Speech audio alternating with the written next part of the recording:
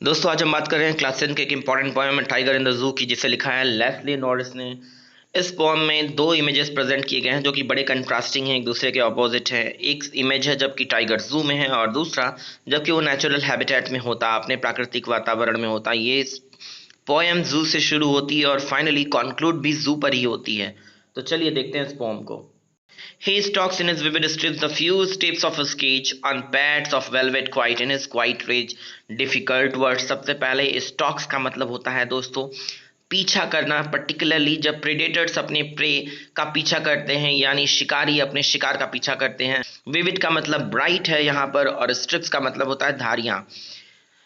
Pads यहाँ पे use किए गए हैं कुशंड के लिए। वेलवेट एक तरह का मखमली कपड़ा होता है। क्वाइट का मतलब होता है चुपचाप, और रेज का मतलब होता है गुस्सा। अब देखते हैं। He stalks in his vivid stripes the few steps of his cage. He walks, stalks को आप वॉक्स पढ़ लो, है ना। He prowls, he walks in his bright stripes, वो अपनी चमकीली धारियों में। Few steps of his cage, अपने पिंजरे के कुछ कदम चलता है। और कैसे चलता है? On pads of velvet quite, अपने मखमली से कुशंड पंजों पर चुपचाप वो चलता है। इन हिज क्वाइट रेज, और उसके अंदर बहुत सारा गुस्सा है। रेज है, रेज का मतलब गुस्सा, बट वो क्वाइट है।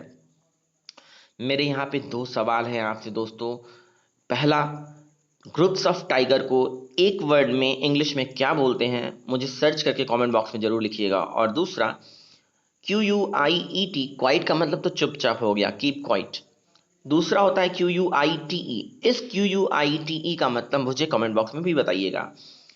अब चलिए अगले स्टैंजा को देखते हैं।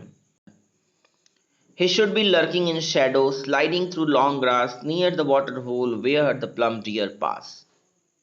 Should be ideal situation present करता है, मतलब ऐसा होना चाहिए, ऐसा होना चाहिए। और इसी पे एक मुझे याद आती है, दुष्यंत कुमार गजल लिखा करते थे हिंदी में। उन्होंने लिखा, कहाँ तो तय था चिरागा हर एक घर के लिए, कहाँ चिराग भी नहीं मैसर इस शहर के लिए। मतलब क्या होना चाहिए, और आइडियल सिचुएशन में क्या होना चाहिए, प्रैक्टिकल में क्या होता है। तो आइडियल सिचुएशन क्या है कि ही should B lurking in Shadow, उसे तो पेड़ की शैडो में, छाँव में, झुरमुट में कहीं पर लर्किंग करना चाहिए था। लर्क का मतलब होता है घात लगाकर बैठना। आपने जितने भी प्रेडेटर्स को देखा होगा टेलीविजन पर, आपने देखा होगा वो लर्क करते हैं। जैसे क्रोकोडाइल है, पानी के नीचे चुपचाप बैठा रहता है, और जैसे लोग पानी पीने आते हैं एनिमल्स, उन पे वो हमला कर देता है। दैट इज कॉल्ड लर्किंग, घात लगाकर बैठना। तो आइडियल सिचुएशन तो ये है कि उसे फॉरेस्ट में होना चाहिए, किसी ट्री के शैडो में होना चाहिए और लर्क करना चाहिए, उसे घात लगाकर हमला करना चाहिए था। स्लाइडिंग थ्रू लॉन्ग ग्रास, उसे लंबे लंबे घास के मैदानों में स्लाइड करते हुए चलना चाहिए था। स्लाइड का मतलब क्या होता है? आप मोबाइल की स्क्रीन स्लाइड करते हो दोस्तों, स्लाइड का मतलब था इजी मूवमेंट। बड़े आराम से उसे घास के लंबे मैदानों में चलना चाहिए था। और चल के कहाँ पहुंचना चाहिए था? Near the water hole, he should be near the water hole, उसे पानी के स्रोत के पास होना चाहिए था, पॉन्ड के पास होना चाहिए था। वेयर प्लम डियर पास, जहाँ पे प्लम, प्लम का मतलब होता है फ्लैशी। ये क्वेश्चन अक्सर पूछता है बोर्ड एग्जाम में सिनोनिम के तौर पे। प्लम का मतलब होता है फ्लैशी, यानी कि मांसल, यानी हृष्ट पुष्ट डियर, हिरण गुजरते हैं ऐसे वाटर बॉडी के पास उसे होना चाहिए था। अच्छा, वाटर बॉडी के पास क्यों होना चाहिए था भाई टाइगर को? एक्चुअली में जो टाइगर फैमिलीज हैं या लॉयन फैमिलीज हैं, ये क्या करती हैं कि वाटर बॉडीज के पास ही रहती हैं जंगल में। सभी जानवरों के प्यास बुझाने का एक ही स्रोत होता है, और वो वहाँ जब पानी पीने आते हैं तो ये अपना शिकार कर लेते हैं। तो आइडियल सिचुएशन में अगर वो फॉरेस्ट में होता तो ऐसी सिचुएशन में होता। He should be snarling around houses at the jungle edge, और उसे कहाँ होना चाहिए था? उसे जंगल के एज पर, जंगल के छोर पर जो हाउसेस बने हुए हैं, घर बने हुए हैं, वहां पर स्नार्ल करते हुए होना चाहिए था, वहां गुर्राते हुए होना चाहिए था। टेरराइजिंग द विलेज, उसे गांव के लोगों को डराना चाहिए था।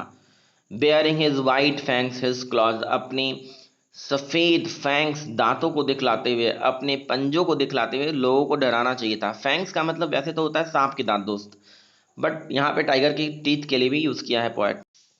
यहाँ पर पोएट बिना कहे इस बात की तरफ ध्यान दिलाना चाहते हैं कि किस तरह से ह्यूमन पॉपुलेशन ने एनिमल्स के नेचुरल हैबिटेट को भी इनक्रोच कर रखा है। हम उनके फॉरेस्ट में भी घर बनाते जा रहे हैं।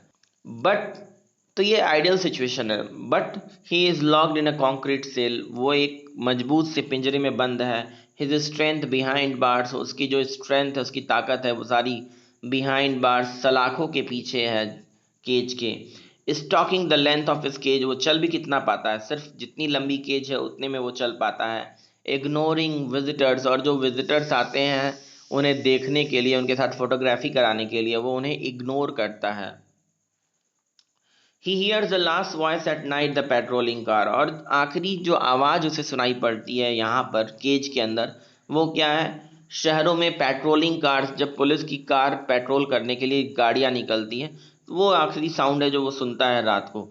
And stairs with his brilliant I at the brilliant stars, और शायद अपने फ्रीडम की चाहत के साथ, विद ब्रिलियंट आइज, अपनी चमकीली आंखों के साथ वो ब्रिलियंट स्टार्स को देखता है, चमकीले सितारों को देखता है।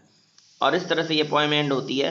मेरा यहाँ पे आपसे एक सवाल भी है दोस्त, कि जू को एडवोकेट करने वाले लोग, जिन्होंने जू का कॉन्सेप्ट लाया, उनका कहना था कि हम स्पीसीज को, एनिमल स्पीसीज को प्रोटेक्शन देते हैं और साथ ही साथ ह्यूमंस को एजुकेट करते हैं कि इस तरह की स्पीसीज हैं हमारे साथ वो एग्जिस्ट करती हैं। आपका क्या कहना है इस बारे में, ये क्या विचार सही है? और मुझे ये भी बताइए कि जू के अदर अल्टरनेटिव ह्यूमन सिविलाइजेशन ने क्या क्या ढूंढ निकाले हैं। Thanks a lot for watching, take care and keep learning.